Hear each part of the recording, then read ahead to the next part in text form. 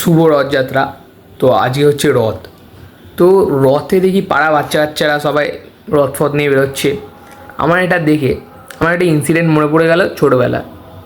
তো আমি ভাবছি আমি ছোটোবেলায় তো ঢ্যাবনা কেন ছিলাম। যাই হোক, ব্যাপারটা আমি বলি। ছোটোবেলায় আমি যবে প্রথম রথ নিয়ে বেরিয়েছিলাম, ঠিক আছে, সেইবার তো ভাই খুব ভক্তি নিয়ে রথ নিয়ে বেরিয়েছিলাম।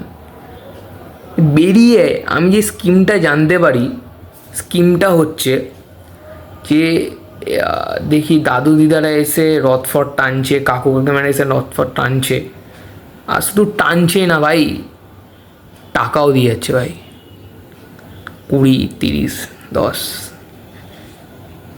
তারপরে তো ভাই রথ টানাটা আমার প্যাশান হয়ে গেল। আমি প্রতি রথে রথ নিয়ে বেরোতাম, প্রতি রথে, ঠিক আছে। তো তো ব্যাপারটা হচ্ছে একটা এইজের পর না আমার ঢ্যাব নামাটা সবাই জেনে গেল, ভাই টাকা দেওয়া বন্ধ করে দিল ভাই।